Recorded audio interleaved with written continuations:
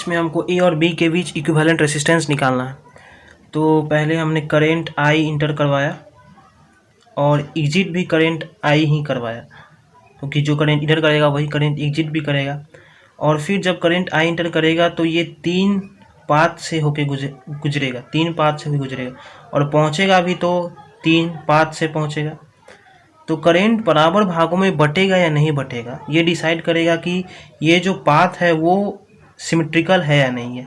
तो पहले path check करते हैं। अगर पाथ सेम नहीं है तो करंट डिफरेंट होगा। अगर मान लीजिए कोई 2 पाथ सेम है तो कोई 2 पाथ में करंट सेम होगा और तीसरा पाथ में कोई डिफरेंट करंट I2 होगा। तो चेक किया तो पाया कि ऐसे अगर करंट इस पाथ से होकर गुजरेगा तो इस पाथ से होकर गुजरने के बाद फिर 2 पाथ में करंट बढ़ जाएगा, आर के रेसिस्टेंस वाले पाथ में। इस पाथ से चेक किया तो इस पाथ से जाने के बाद भी 2 आर पार्ट में करंट बढ़ जाएगा। इस पाथ से चेक किया तो 2 आर पार्ट में करंट बढ़ जाएगा। इसका मतलब तीनों पाथ जो है एकदम सेम है, सब में जो है करंट आर रेसिस्टेंस से होते हुए फिर 2 भागों में बढ़ जाता है। तो हमने तीनों को बराबर बराबर करंट I/3 और I/3 मान लिया। चूँकि तीनों करंट I/3 है तो I/3 तीनों करंट पहुँचेगा भी। अब I/3 करंट अब यहाँ आएगा तो देखिए ये दोनों पाथ भी सेम ही है। करंट जो यहाँ आएगा यहाँ पर आने के बाद भी ये 2 भाग में बटेगा, यहाँ आने के बाद 2 भाग में बटेगा और यहाँ आने के बाद 2 भाग में बटेगा।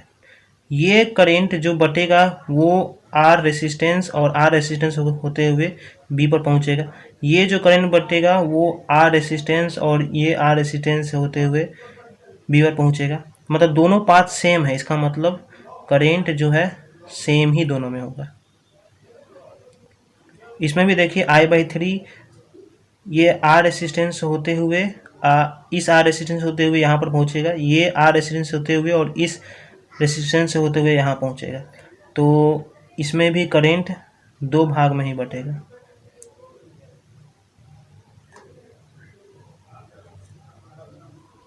अब यहाँ I/6 करंट है और ये भी I/6 है, तो यहाँ फाइनली I/3 हो जाएगा इस ब्रांच में। I/6 इसमें है और I/6 फिर इसमें भी बढ़ जा रहा है, तो यहाँ फाइनली फिर I/6 और I/6 मिलके I/3 हो जाएगा। इसमें I/6 और इसमें फिर इस ब्रांच में I/6 मिलके फाइनली I/3 हो जाएगा। हमें ए और बी के बीच इक्विवेलेंट रेसिस्टेंस निकालने के लिए हमें क्या चाहिए होगा, क्योंकि ए और बी के बीच नेट करंट क्या है, ए और बी के बीच जो नेट करंट है वो आई है। अगर हम भी ए बी निकाल लें, भी ए माइनस भी ए बी बाई आई निकाल लें तो हमें R equivalent cross A B मिल जाएगा। अब इसके लिए हमने क्या किया कि सारे पॉइंट्स को नेम कर दिए। जैसे इसको हमने मान लिया 1, इसको 2, इसको 3, इसको 4। पाथ इंडिकेट करने के लिए हम चलेंगे साइकिल 5, 6, 7, 8। कोई एक पाथ इंडिकेट कर लेते हैं जो ए से बी तक पहुंचता हो, कोई एक पाथ कर लेते हैं इंडिकेट। जैसे हमने किया पाथ 1 से 2, 2 से 3, 3 से 6, देखिए बी पर पहुंच गया। अब हमने क्या किया, अब इस पाथ के लॉन्ग हम पोटेंशियल डिफरेंस लिखेंगे। तो भी ये पॉइंट ए है, जो 1 पॉइंट है वो पॉइंट ए है, तो भी ए माइनस I/3 आर। इसमें आपको किरचॉफ्स रूल लगाना पड़ेगा। फिर यहाँ से आने के बाद 1 से 2 का लिखा गया। अब 2 से 3 के बीच I/6 करंट जा रहा है, तो I/6 आर। और 3 से 6 के बीच जो है फिर I/3 आर, तो हमें जो है पॉइंट बी का पोटेंशियल मिल जाएगा। तो आपको आता है ये VA minus VB equals to, जो आपको आएगा वो आ जाएगा 5/6 IR। तो R equivalent cross A B निकालने के लिए हमें VA minus VB by I करना पड़ेगा। तो ये आ गया आपको 5/6 R जो होगा वो होगा R equivalent across A B होगा। एक और मेथड है इसको सॉल्व करने का, जो कि जिसको हम इक्वी पोटेंशियल मेथड कहते हैं। इक्वी पोटेंशियल मेथड मीन्स जैसे मान लीजिए हमने इसका पोटेंशियल कोई हमने एक्स असाइन करा दिया, तो पहले हमने करंट एनालिसिस कर लिया सबका। करंट एनालिसिस करने के बाद इसका पोटेंशियल एक्स मान लिया। एक्स मानने के बाद अगर करंट इसके क्रॉस कितना पोटेंशियल ड्रॉप हुआ, तो चूंकि I/3 करंट पास कर रहा है, तो इसके क्रॉस जो पोटेंशियल ड्रॉप हुआ वो I/3 R हुआ। तो इसको हमने कोई पॉइंट Y मान लिया, कोई Y पोटेंशियल असाइन कर दिया, तो इसके क्रॉस भी I/3 R ही पोटेंशियल ड्रॉप हो रहा है। वही पोटेंशियल ड्रॉप इसके क्रॉस भी हो रहा है 1 और 8 के बीच, और वही पोटेंशियल ड्रॉप 1 और 4 के बीच भी हो रहा है। तो तीनों में पोटेंशियल ड्रॉप सेम है, और तीनों का ये पॉइंट x है, तो तीनों के बीच potential difference x minus Y ही हुआ। तो ये वाला पॉइंट भी y हो गया, चूँकि इसके बीच भी potential difference x minus Y होगा, और ये वाला भी पॉइंट y हो गया, क्योंकि इसके 1 और 4 के बीच ही पोटेंशियल डिफरेंस y ही होगा। अब b का हमने कोई पोटेंशियल मान लिया z, और 3 और 6 के बीच में देखा, तो देखा इसके क्रॉस पोटेंशियल डिफरेंस कितना का हो रहा होगा, 1/3 R का हो रहा होगा, तो इसको हमने W पॉइंट मान लिया। 6 और 5 के बीच में देखा, तो इसके क्रॉस भी पोटेंशियल ड्रॉप 1/3 R का ही है, चूँकि ये Z है, तो इसके क्रॉस भी पोटेंशियल Z माइनस W ही होगा, तो ये पॉइंट W हो गया। और चूँकि 6 और 7 इसके क्रॉस भी I/3 R का ही ड्रॉप है, तो इसके क्रॉस भी Z माइनस W ही पोटेंशियल होगा, तो ये पॉइंट हो गया W। तो हमने देखा कि अब सारे पॉइंट्स का हमने पोटेंशियल असाइन कर दिया। तो अब जो तीनों पोटेंशियल है वो हमारे सामने है। वो एक पोटेंशियल है x, एक है y, एक है w और एक है z। अब सारे पॉइंट्स के बीच का हम पोटेंशियल देखेंगे। तो x और y के बीच एक पाथ है हमारा 1 और 2, इसके बीच एक रेसिस्टेंस R है। 1 और 8 के बीच का ही potential drop x minus Y है, और 1 और 4 के बीच भी पोटेंशियल ड्रॉप जो है x माइनस वाई है। अब y, अब इधर आ जाइए, w और z के बीच भी, z और w के बीच भी 3 और 6 वाला एक है 6 और 5 वाला, और एक है आपको 6 और 7 वाला। अब y और w के बीच देखिए, y और w के बीच एक 7, 8 वाला है, और y और w के बीच ये है, फिर ये है, फिर ये है, कुल मिला के आप देखेंगे तो 6 आएगा। मैं आपको गिना देता हूँ अभी, 4, 6। अब 6 YW के बीच पोटेंशियल डिफरेंस कैसे, एक ये YW 27, एक YW 23, एक YW 58, एक YW 45, एक YW 78 और एक YW 34, कुल मिला के 6 हो गया। चूँकि x वाला पॉइंट A पॉइंट है और Z वाला पॉइंट B पॉइंट है, तो हमें R इक्विवेलेंट जो AB के क्रॉस मिलेगा वही जो हो जाएगा R इक्विवेलेंट। तो हम R इक्विवेलेंट निकालें, तो ये इसका R इक्विवेलेंट जो होगा वो हो जाएगा आपको R/3, इसका हो जाएगा R/6 और इसका हो जाएगा R/3। तीनों सीरीज में है, तो RAB तीनों को जोड़ के ही निकलेगा हमें R/3 plus R/6 plus R/3, तो कुल मिला के हमें आ जाएगा 5R/6 इक्विवेलेंट रेसिस्टेंस। दोनों मेथड से आप बना सकते हैं। अब हमें इसमें इस A और B के बीच इक्विवेलेंट रेसिस्टेंस निकालना है। पहला मेथड तो है कि हम भी पोटेंशियल अक्रॉस AB निकाल ले और I अक्रॉस AB से डिवाइड कर दे, तो हमें R इक्विवेलेंट अक्रॉस AB मिल जाएगा। और दूसरा मेथड है इक्वी पोटेंशियल वाला मेथड, जो इक्वी पोटेंशियल है, इक्वी पोटेंशियल असाइन करके एक सिंपल रेसिस्टेंस में उसको रेसिस्टेंस के पैटर्न में हम उसको बदल दें। अब हम करेंट इसमें आई इंटर करवाएं, तो आई हमें एग्जिट भी करवाना होगा। तो अब देखना होगा जो आई करेंट है वो तीनों पाथ में बराबर बटेगा या नहीं। तो उसके लिए हमको चेक करना पड़ेगा कि तीनों पाथ सिमेट्रिकल है या नहीं।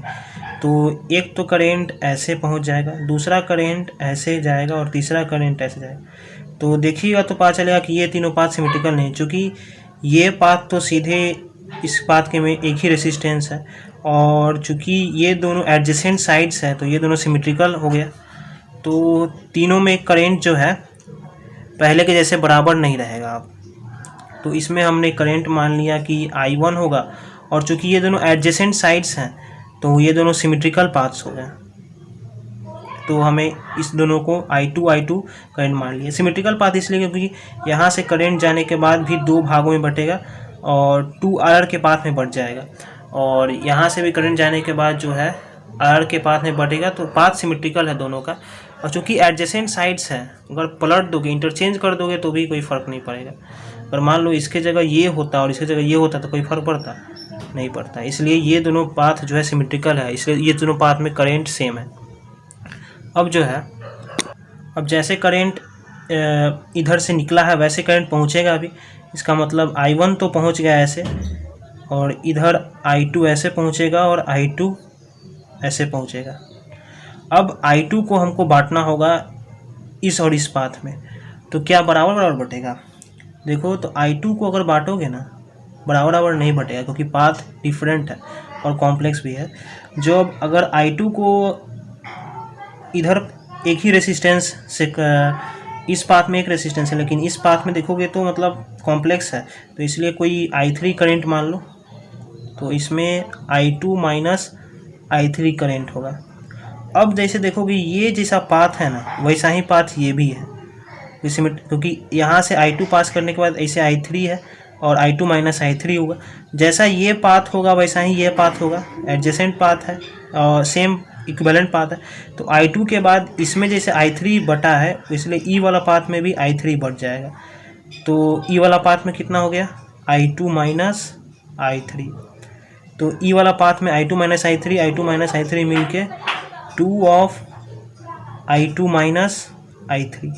चूँकि E वाला पाथ में I3 है तो E वाला पाथ में कितना आ रहा होगा? ताकि I2 हो जाए तो E वाला पाथ में I3 माइनस I2 आ रहा होगा। तो इसमें I3 माइनस I2 आ रहा है, चूँकि इसमें I2 है और इधर से कितना आ रहा है? I3। तो इस पाथ में I2 इंटर कर रहा है, I3 आ रहा है और I2 नेट करंट इधर से जा रहा है, तो इधर कितना करंट पास कर रहा होगा? I2 माइनस I3, तब ना I2 माइनस I3 और I3 मिल के I2 बनाएगा। सिमिलरली इधर I3 आ रहा है और इधर I2 है, तो इस पाथ में कितना होगा कि नेट करंट I2 हो जाए। इधर से I3 आ रहा है तो इस पाथ में भी नेट करंट जो होगा अब I2 माइनस I3 हो गया। अब हमारे पास इस क्वेश्चन में 3 वेरिएबल है, I1, I2, I3। हमें तो I1 निकालना है, तो हम 3 सबका पाथ असाइन कर देते हैं। ये पाथ 1 है, ये पॉइंट 2 है, ये 3 है, ये 4 है, ये हो गया 5, ये हो गया 6, ये हो गया 7 और ये हो गया 8। अब इक्वेशंस बनाते हैं सिमिलरली। अब इक्वेशंस अगर बनाओगे तो तुमको जो I नेट है वो कितना हो जाएगा? I1 plus 2I2। अब हम KVL लगाएंगे। KVL किस लूप में लगाएंगे? किरचॉफ्स वोल्टेज KVL लगाएंगे हम। 1 से हम चलेंगे 4 में, 4 से चलेंगे हम 3 में, 3 से चलेंगे 2 में और 2 से चलेंगे 1 में। मतलब हम ये वाला लूप ले रहे हैं, ये वाला लूप, ये जो स्क्वायर है 1 4 3 2 1 वाला, ये वाला लूप ले रहे हैं। तो इसमें हम चलेंगे तो हमें मिलेगा I2R minus I3R minus I2R plus I1R। Equals to 0, क्योंकि इधर I2R हो गया, इधर -I3R हो गया, इधर I2R हो गया। अगर करंट इधर आता तो -I1R हो गया, लेकिन हम तो लूप ऐसे ले रहे हैं तो opposite to the direction of loop है, तो इसलिए यहाँ +I1R हो गया। तो आपको एक इक्वेशन आएगा यहाँ से, I1 equals to 2I2 + I3। अब हम जो है KVL लगाएंगे इस लूप में, 4 3 6 5 4, मतलब ये वाला लूप में। अब लिखना शुरू करते हैं KVL। चूँकि लूप डायरेक्शन जो है 4 से 3 है और करेंट डायरेक्शन भी 4 से 3 है, तो सीधे -I3R लिखा जाएगा। अब 3 से 6 में लूप डायरेक्शन 3 to 6 है, बट करेंट डायरेक्शन जो है 6 से 3 है, तो इसलिए अपोजिट हो गया, तो +I2 - I3R। सिमिलरली 5 से 4 में भी करेंट डायरेक्शन 6 से 5 में भी जो करेंट डायरेक्शन है वो है 5 to 6, बट लूप डायरेक्शन जो है वो 6 to 5 है, तो अपोजिट हो गया। मतलब करेंट डायरेक्शन और लूप डायरेक्शन सेम नहीं है, तो इसलिए जो है साइन जो है पॉजिटिव हो गया इसका, 2I2 - I3R हो गया। और 5 to 4 में भी जो करेंट डायरेक्शन और लूप डायरेक्शन अपोजिट है, तो इसलिए इसमें भी I2 - I3R हो गया। अब इसको करोगे तो आपको 2I2 3I2 और 4I2 आ गया, और I3R 2I3R और 5I3R आ गया।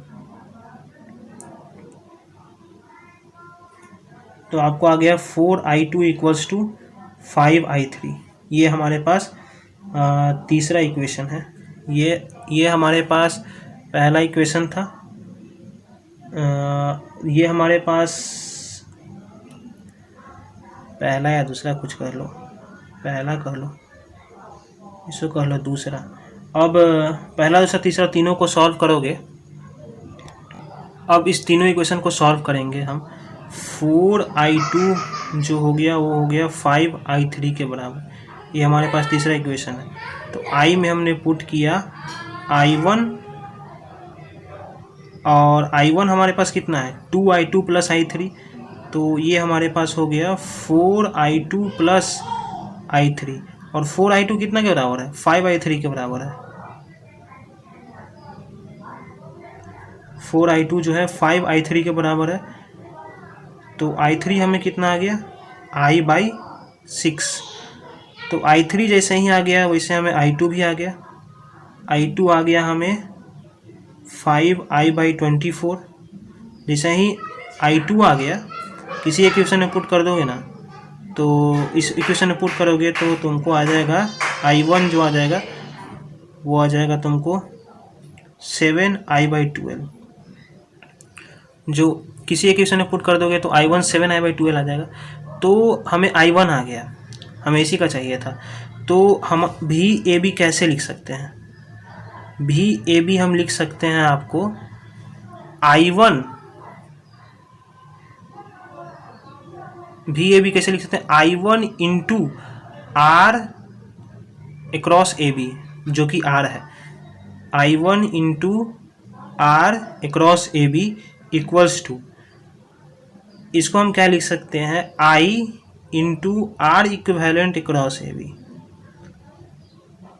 AB के बीच जो है नेट करेंट तो I ही पास कर रहा है, और जो A और B के बीच R इक्विवेलेंट होगा वही इसे, अब जो फाइनली हमारे पास आया इसके बीच जो होगा R इक्विवेलेंट ये I होगा, और इसमें जो करंट I फ्लो कर रहा है ये फाइनली कन्वर्ट होने वाला है इसी में। तो I × R इक्विवेलेंट में हमने कन्वर्ट कर दिया, तो I1 हमारे पास आ गया हमको 7I/12 × R equals to I × R equivalent. तो R इक्विवेलेंट जो हो गया वो आ गया 7R/12। सॉल्व करने का एक और आसान तरीका है, जैसे A और B के बीच हमने एक 100 वोल्ट का बैटरी लगा दिया। अब देखिए, इसको हमने 0 पोटेंशियल दे दिया और इसको हमने 100 पोटेंशियल दे दिया। 100 वोल्ट दे दिया। चूँकि हमने करंट एनालिसिस पहले कर चुके हैं, तो जो इसके क्रॉस पोटेंशियल ड्रॉप होगा 2-3 के क्रॉस, वही 2-8 के क्रॉस पोटेंशियल डिफरेंस होगा।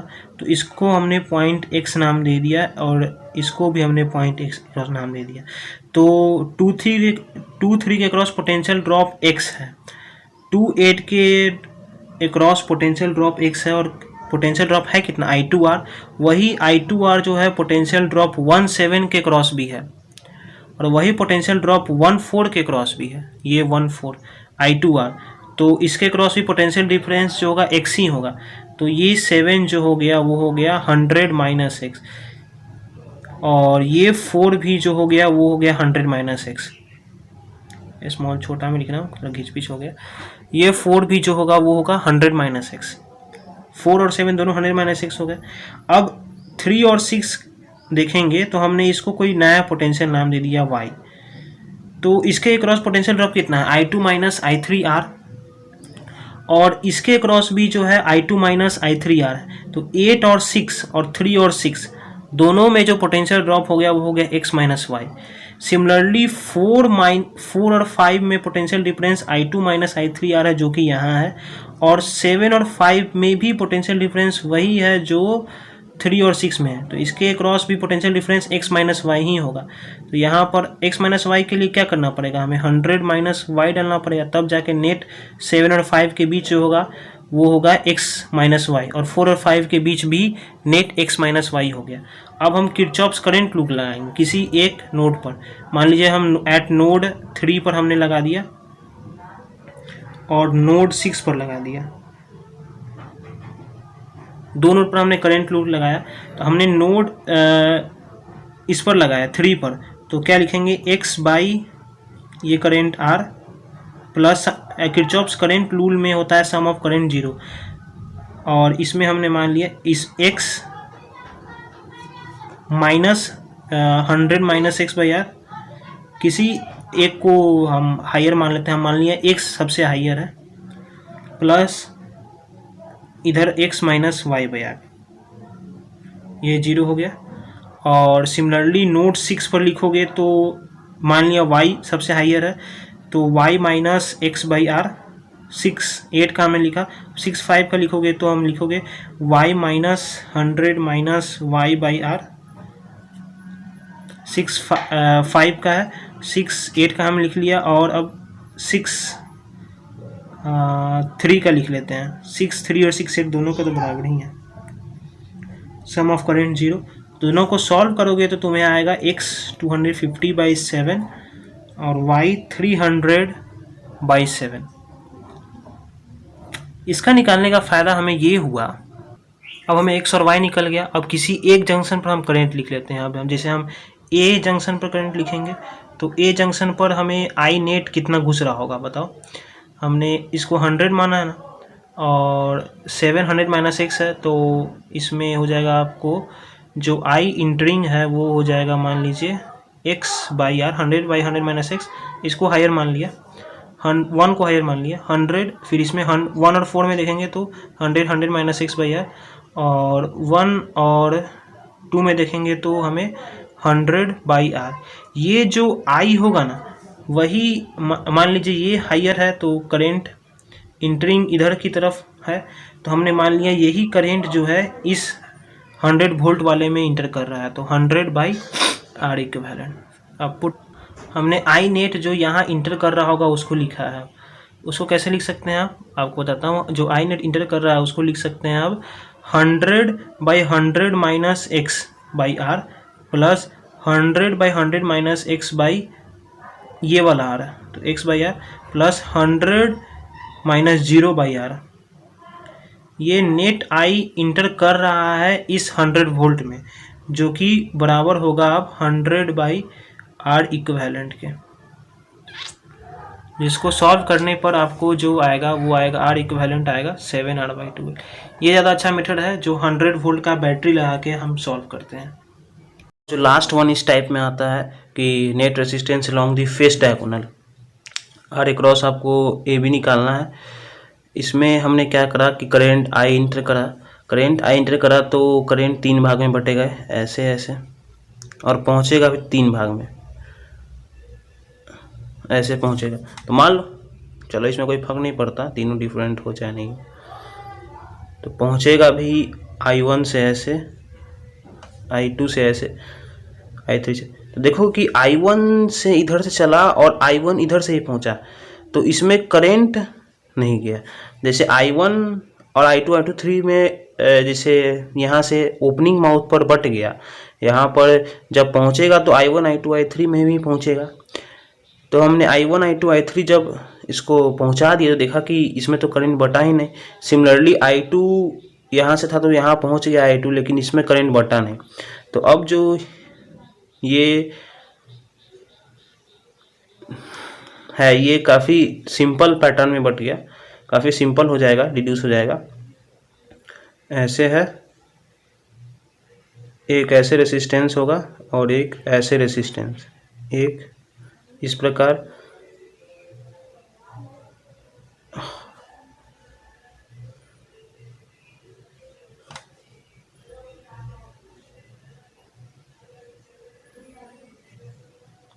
ऐसे और ऐसे, सारे आ रहा है। ये निकाल लोगे तो ए बी ए क्रॉस मिल जाएगा, क्योंकि ये आर है, सारे के सारे आर ही हैं। तो आर आर ऊपर सीरीज में 2R हो गया, फिर ये आर आर पैरेलल में से पूरा कर देता हूँ, ये 2R, ये 2R पैरेलल में, फिर यहाँ से ये ऐसे है, ये 2R जो है आपको R और R मिलके 2R हो गया, और R और R मिलके 2R हो गया, और 2R पैरेलल में मिलके R हो गया, और ये तीनों सीरीज में मिलके 3R हो गया।